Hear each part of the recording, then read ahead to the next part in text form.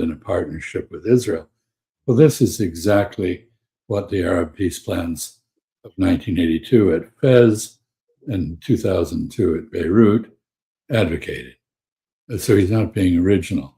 Israel rejected or ignored both those initiatives. I'm not sure they're still on the table, but I imagine they probably are if Israel ever concluded that it wanted to be at peace with its neighbors and to do justice for the Palestinians. Emanuel's speech is very important in part because of who he is. His father was a noted Zionist. Father was born in Israel, I believe. Anyway, he came to the United States, and Emanuel was born here. He's an American. He's American-born. He's eligible to become president. He has been very prominently aligned with the pro-Zionist wing of American opinion in previous years. He's basically telling Israelis that American Jews have had enough. And of course, not everyone in the various Jewish communities in the United States will agree with him, but many will. And he will give courage to others to speak out as he has. I would add one thing about that he did not say. He said that the United States had facilitated Israel's self-destruction and its travel down the wrong path by remaining silent. But that is an incomplete picture of what the United States did. Wealthy American Jews have given huge amounts of money to the right wing in Israel. Miriam Adelson, for example, finances, and her late husband, finance Israel-U.S, a newspaper which was designed to support Benjamin Netanyahu and precisely the policies that Rahm Emanuel is correctly condemning for having done huge damage to Israel. So American Jews have been, in the case of, through their pressure on the United States government, have forced the government into silence when it should have spoken out. But in their activities inside Israel, they have aided and abetted the worst elements in Israeli society. And they needed to accept a degree of responsibility for that. So I agree with you. This is a very important speech. Rahm Emanuel is a candidate for president. People are taking him seriously in that role. I'm not sure he would ever be elected, but perhaps he would be. But he's just held his hand up and felt the direction of the wind in American politics.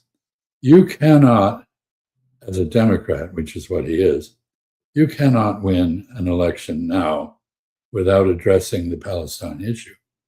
The Democratic Party leadership, Chuck Schumer in the Senate, Hakeem Jeffries in the House, refused to acknowledge this.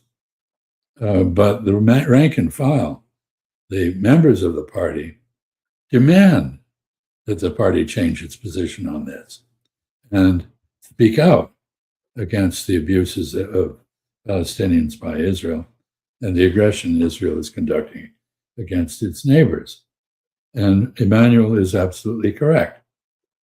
Israel puts its own survival in jeopardy if it does not discover the merits of diplomacy, as opposed to the use of force, subversion, assassination, and other acts of violence on which it has been totally reliant.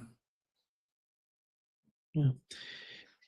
Despite the tremendous support from the Trump administration for Israel, you see some sort of deterioration between the two sides, because CNN reported that the Trump administration doesn't want Israel involved in U.S. strikes on Iran. And they say, if we want to attack, we're going to do by ourselves. We don't need you to be there. It means that they have some sort of, even the Trump administration, with all the insanity that's going on with the Trump administration, they have their own mind in terms of the attacks. They don't want Israel to come in and do something else. And this Well, is certainly, they also recognize that Israel rejoining this war would involve its regionalization. It would validate the Iranian position in the beginning, which was that this war cannot be dealt with except on a regional basis. And that means Lebanon needs to be included. But it also means Israel has to change its evil ways. It has to learn to live at peace with its neighbors and stop killing them. I think the vice president has said, J.D. Vance has said to the Israelis very clearly, you cannot kill yourself out of these problems. Killing will not solve your problem. He's absolutely correct.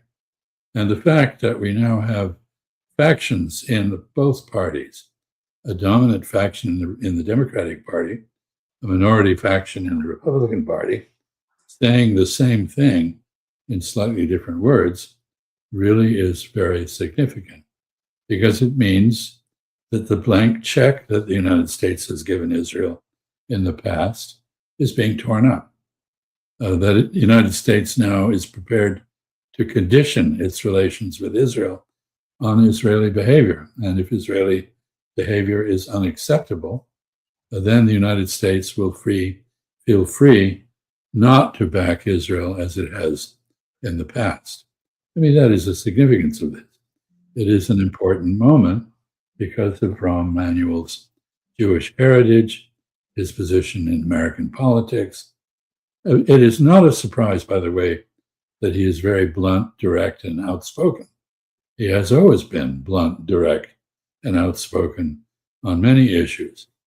But this time, I think he will find many people applauding what he said, even many who have been in the past supporters of Israel will recognize the truth of what he has said. Yeah. There is a joint investigation ambassador by Der Spiegel in Germany, The Insider, and Le Monde.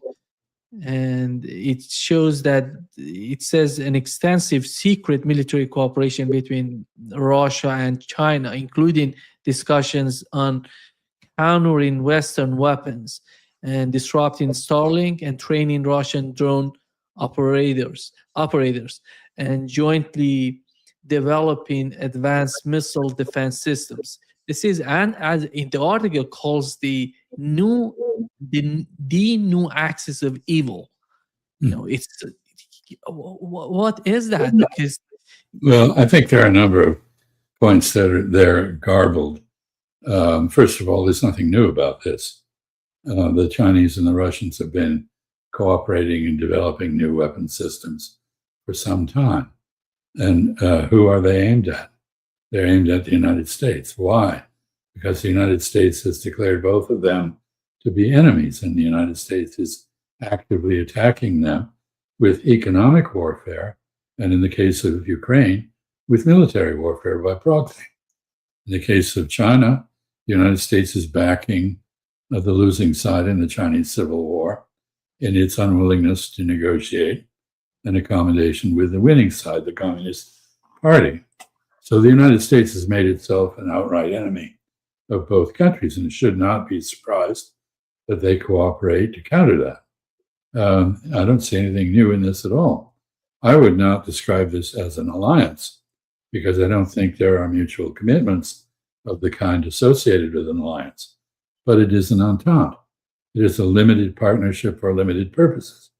And those purposes are ensuring that the United States cannot continue to dominate world politics, economics, and the military, and that it is balanced by others. And interestingly, Europeans have an interest in this too. If Europe can pull itself together, it would become an alternative source of power. Europe as a whole has a larger economy than the United States, not larger than China's, but larger than the United States. It has the capacity to defend itself if it combines forces. It is looking more and more, given Donald Trump's insults to other NATO members, his renewed references to the seizure of Greenland from Denmark, a NATO ally, his castigation of Spain for doing what many people consider is entirely the right thing, standing up for Palestine and against his aggression against Iran. All these things are causing NATO to lose its clout and unity. And there is active discussion of basically producing a European version of NATO, or I would say would make more sense.